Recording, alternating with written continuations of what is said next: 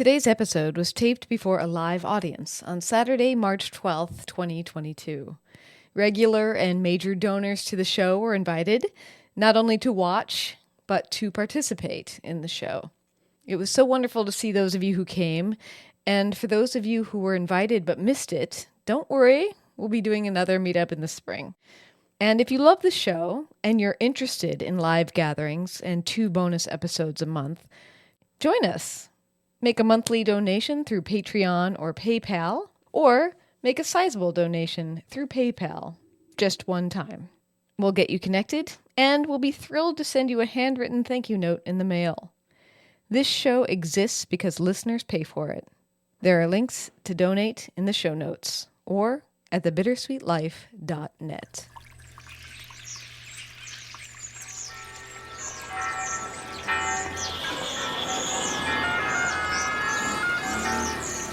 Welcome to Rome.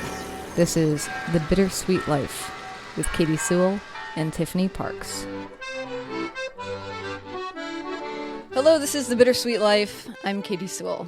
I'm Tiffany Parks. And today we are going to talk about souvenirs, but not in the way that you're thinking.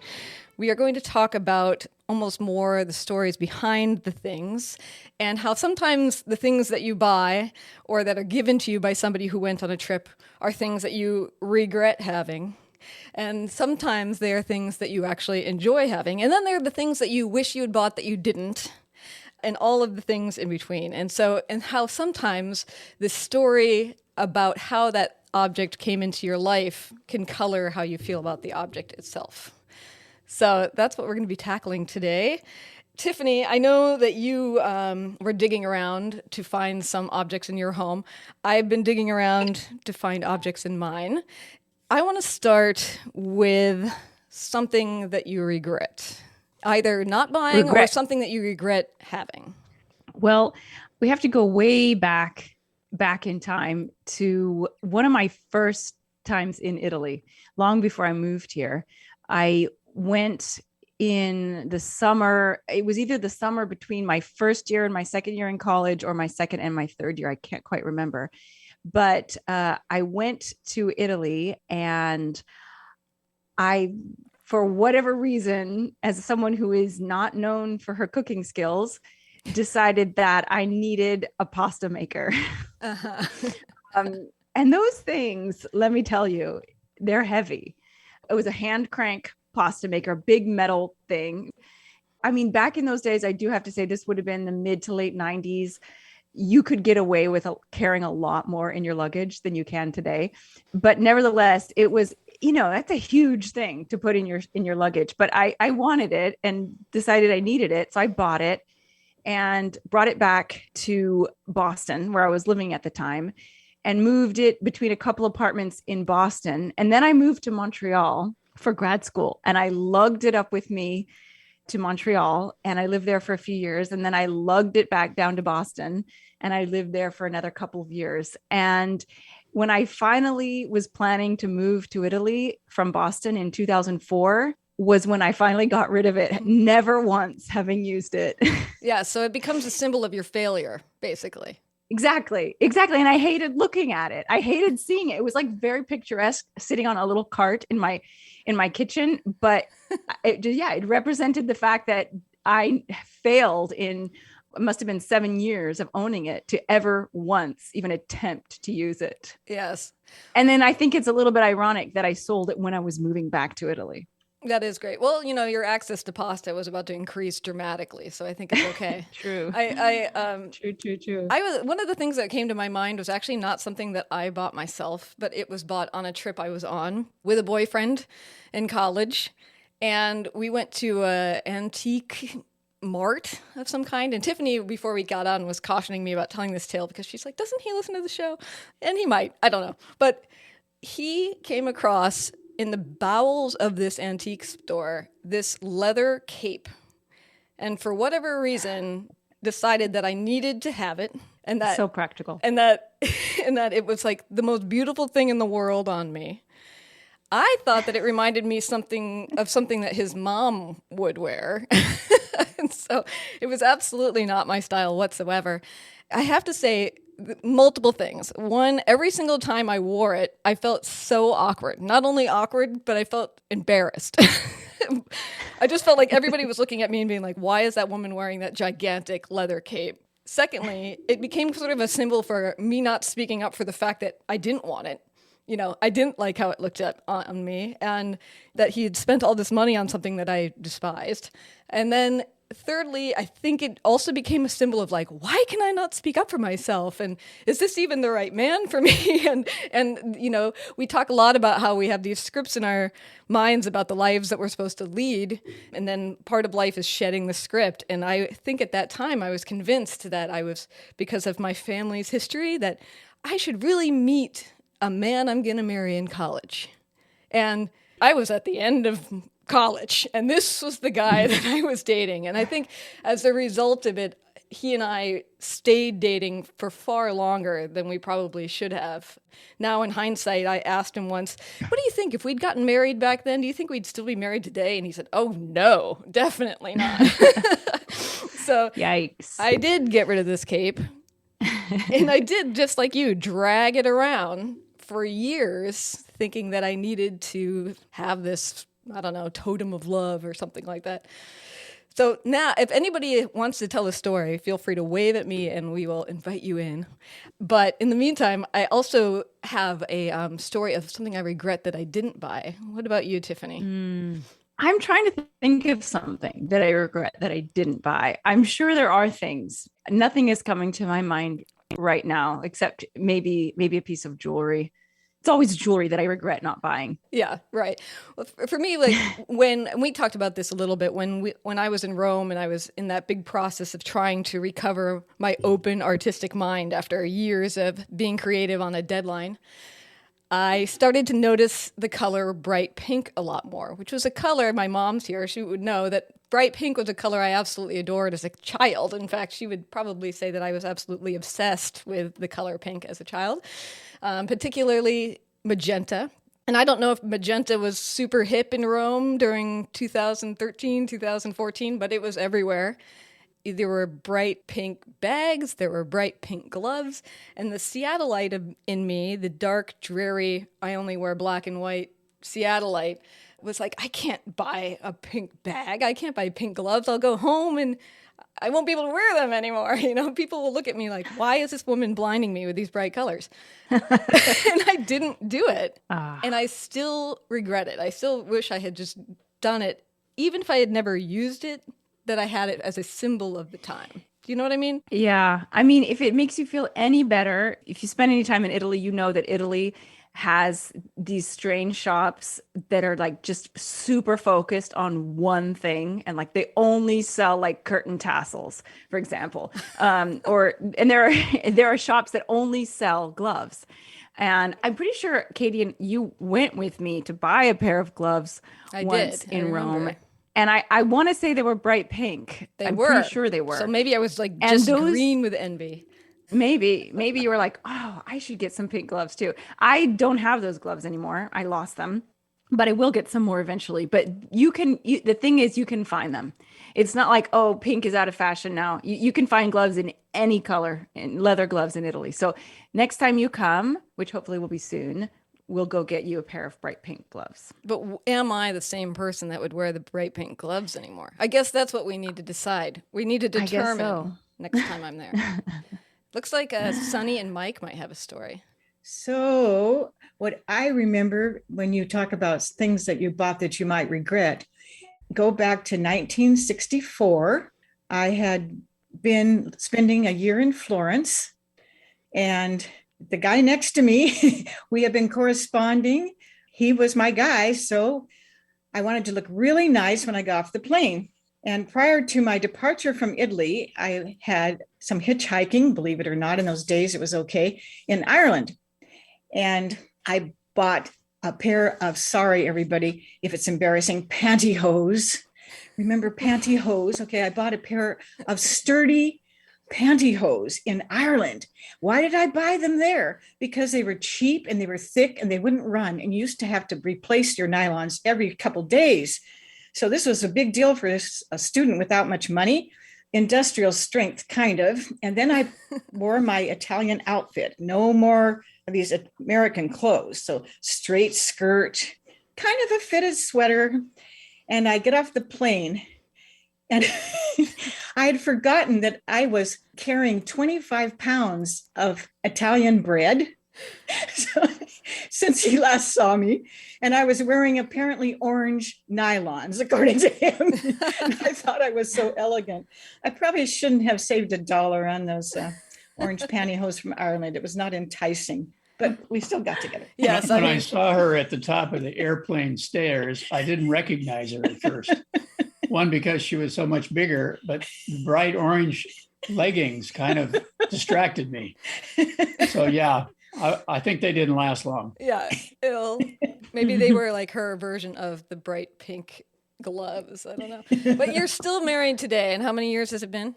57. 57 years. Wow. Very nice. Cool. Thanks for telling that story. So I want to show, I also dug out one other thing. My dad, who's also on this call, will recognize these. These are one of the many different types of sample cards that the postcard sellers in Vietnam used to sell. They used to sell typical postcards, but they used to also sell these slightly nicer silk postcards. They look like they're hand painted. They are not, but they are, and they're very thin paper. Like you can see right through them. And I spent a lot of time in Vietnam with the postcard sellers. If you listen to this show, you know that we spent a lot of time with the kids that sold postcards on the streets. And I did a lot of time haggling with them, and basically, we would just go back and forth making fun of each other, essentially. They knew I wasn't going to buy anything, probably, and so I would just haggle them about their product, and they would haggle me back about how cheap I am, and it was a lot of fun. And my favorite negotiation ever was over these kinds of postcards. And I was in the town of Hoi An, and I was there with my friend Jill.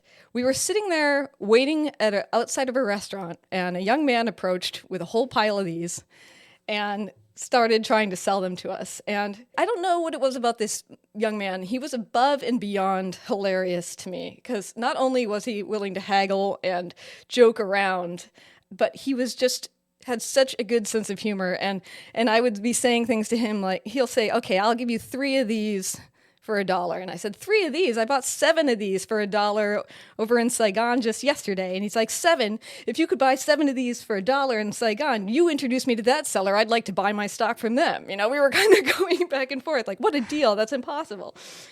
We were going around and around and around. And I guess that this was irritating Jill. I don't know. And finally, she just goes, oh, for goodness sake, and reaches in her pocket and just gives this kid $2. And he's like, oh, thanks. And he drops 3 cards on the table and walks away. And I'm like, what are you doing?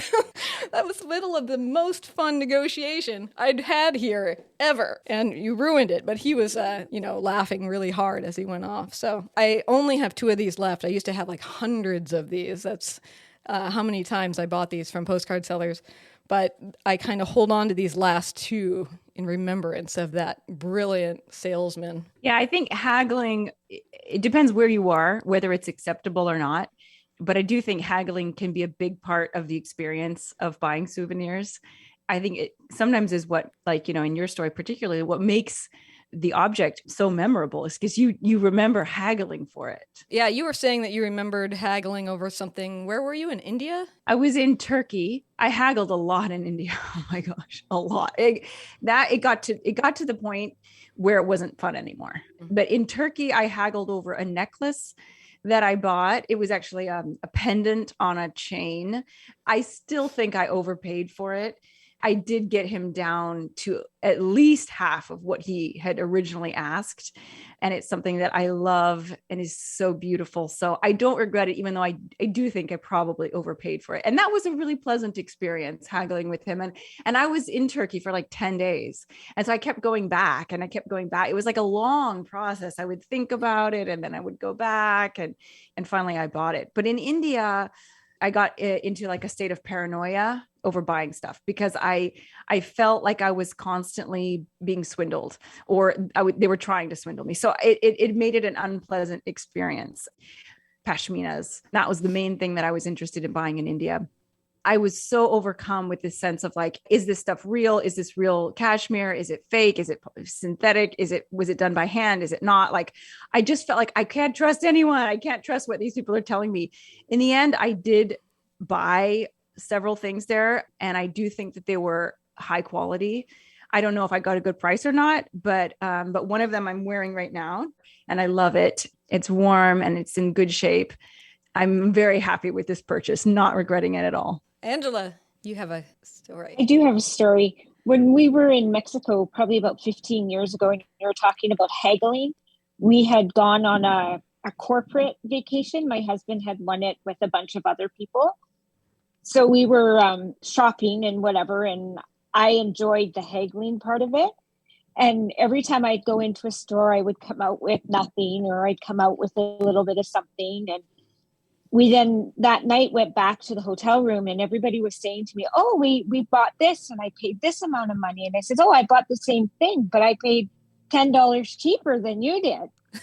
And they're like, how did you do that? And I says, well, you just have to play the game, right? So it ended up that I went with 4 different men, came with me haggling one day. And we'd go into stores, and I would have my husband and then this other strange person that I knew. And we would pretend that we were all married, the 3 of us. And then, so you can imagine all the conversation that we were getting. Well, my first husband said, I can't have it. And then my second husband wants me to have it. And so the vendors were like just blown totally away. They were like, I can't believe you have 2 husbands, and one husband says no, and you're going to listen. And we continued on the story. And then as we would leave, sometimes they would yell at me. I was El Cheapo, and I would keep walking by, and then I'd walk out and they'd go, oh, there goes El Cheapo. And it was so fun though. I enjoyed it so much. And then we'd go back to the hotel at the nighttime, and we'd tell everybody the fun we had with the vendors. Boy, I need you with me next time I go to Mexico. I was terrible at haggling in Mexico. Thank you so much. Giovanna, you have a story? I do. I mean, I'm Italian, so haggling is like part of the DNA. You never pay retail ever in any shop or market in Italy. But I remember going to India in the 1990s and having that kind of an attitude. But coming from Canada and going to Italy and haggling is one thing. But I remember like reading in my Lonely Planet guide how you're supposed to haggle and to go to the government shops to buy the artisan stuff, which you're paying a fair price. But I remember like going to Sarnath, which was where Buddha preached his first sermon under a Bodhi tree. And there were these really beautiful tablecloths made out of silk. And I was like going to haggle for them, right? During this whole process of purchasing a couple of these gorgeous tablecloths, which are actually bed covers, but I use them as tablecloths, I did the mental math and I thought, I'm just like paying $1 for these things, which are beautiful. Yeah. And it felt so wrong to kind of be bringing that first world entitled white traveler to India to be haggling with people that maybe are making $1 a day. I didn't know how much they were making. When I came back to Canada and I saw those beautiful table covers in these cute little shops in Calgary where I live in Canada, there'd be like $25, $40. And I was like, I paid $1 for this and I haggled for this. It felt so wrong to me to do that. Anyway, so I refuse to now haggle with anybody if I go to a country where I know like the standard of living or the quality of life is so much lower than in a place like in Canada. But I have still no problem haggling with anybody in Italy because I know that they are really trying to rip you off if you are, if you have an accent or if you have if you look like you have lots of money. And my mother taught me really well to do that. That's so true. Sometimes it's good to overpay. Okay, we'll go to Dale first and then Jill. This is my father, everyone. Dale Sewell. So this will be brief about haggling. Yes. Sometimes in Vietnam with those postcard sellers, they'd say $2. And I'd say, no, $3. They wouldn't know what to do about that. And then if they got on really quick, I'd say, no, $4. And I'd say, okay, $4. That's very good. I love that. Way of kind of giving them what the last person said is just sometimes they're the poor people. So give them more than they're asking. And it's fun to do too. Yeah, fun and surprising. Very nice. All right, Jill. Hey, everybody. Okay, so a regret of mine, it's not that big of a deal, but artistically it is. I wish I had purchased more ceramic balloon wall art while I was in Assisi recently, because what was supposed to be a very happy wall art display turned out to be really super pathetic. So I'm going to show you. If you can see the wall behind me. Yes. How do I Yes. It's such a fun thing, but my plan is this. When I go back, no matter where I'm going in Italy, I'll call the vendor and ask if they can ship it to wherever I'm staying so I can add a lot more to the mix so that it looks very happy and not pathetic. So that's my story. So you regret not buying enough of them. I regret not buying enough. I just kept thinking, I had another vision of another place for them, which was a smaller place in my apartment. And then when I put them on this wall, it just looks out of proportion. Oh, and I've contacted the artisan, but I think because they just take off for 8 months of the year or 9 months, nobody's writing back. I can't ship them. And if you Google, if you search for them here in the States, they're quadruple the cost and the craftsmanship is not nearly as nice. So not a big deal in the grand scheme of things, but they certainly make me happy and I look forward to adding more. Very cool. All right, Heather, you're up. I just want to respond to that. I actually live in Assisi. So if you ever need help getting some, get my contact information and we can maybe arrange that. Thank you so much. You're welcome. Now We that's a will community coming facilitate that if necessary. together. Yeah. I mean, sometimes too, I feel that if I don't buy a lot in general when I'm traveling around. I don't buy a lot in general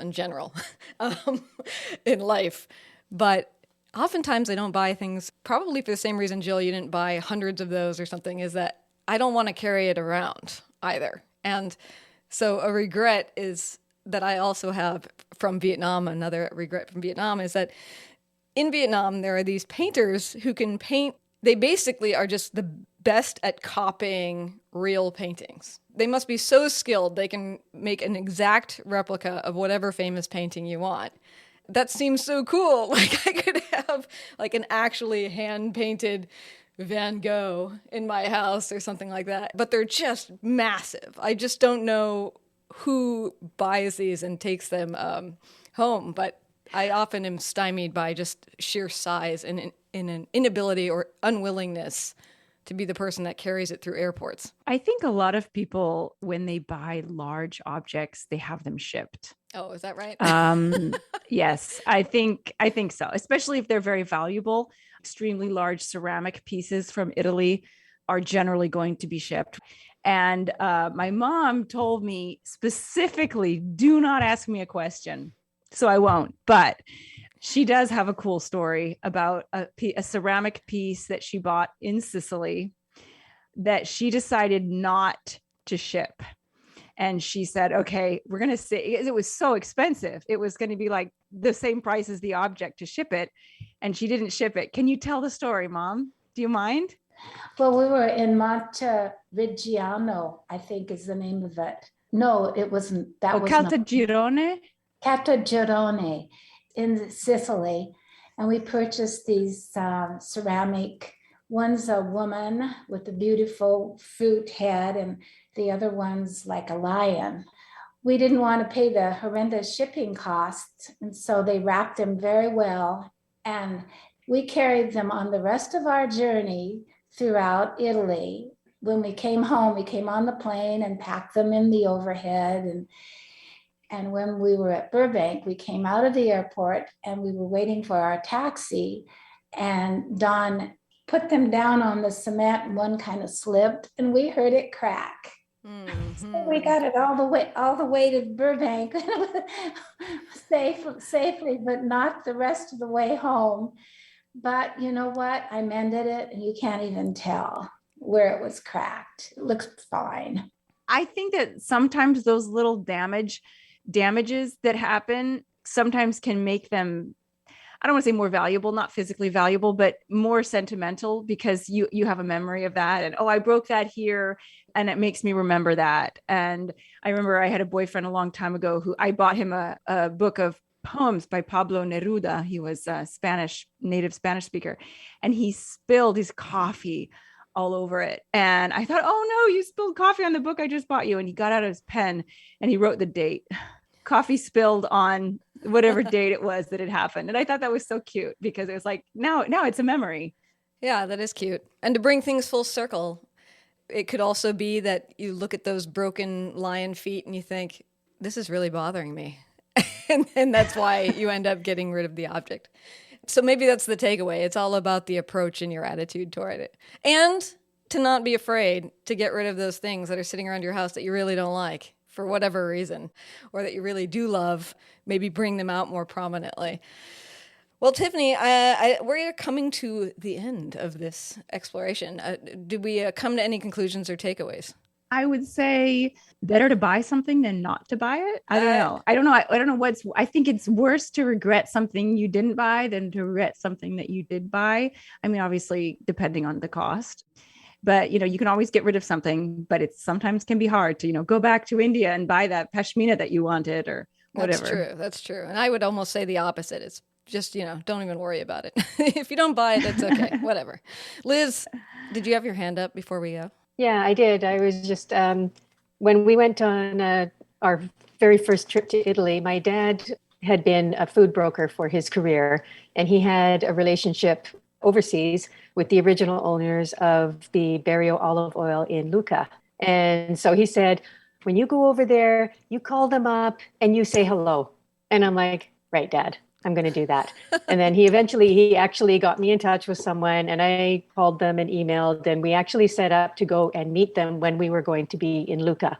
And then it turned out that we did go out to see their factory, and I had visions of, this old Italian family factory, not quite people jumping on grapes, but, like that kind of thing. It was like this square box, super high tech. We had to wear white jumpsuits.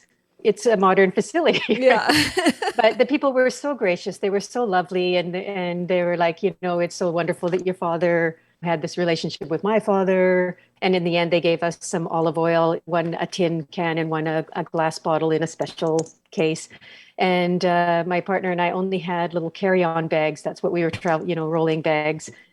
Our last stop before leaving in Genoa was to go to Rapallo, and there was no place to lock up our suitcases. So we were like rolling around everywhere, and mine tipped over and broke the glass bottle. And I was like, oh, because I was going to take it back to my dad, but at least we got to take back the metal one. Was it inside your suitcase, and did it get all over your clothes? Fortunately, it was like on the outside.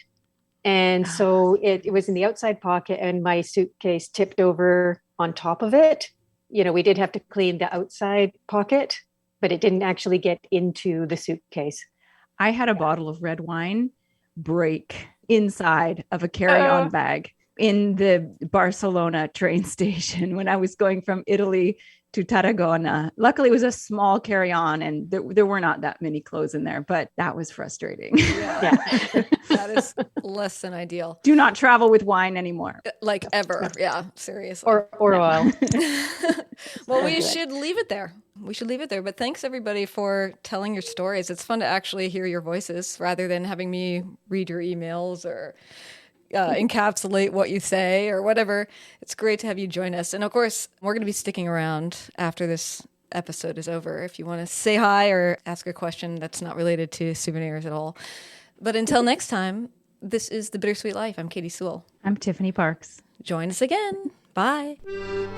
If you love this show, support it. For as little as $5 every month, you get to hear 2 bonus episodes and even say hello during upcoming meetups online. That's every month for as little as $5. Visit thebittersweetlife.net and click support to explore ways to pitch in to keep this show you love on the air.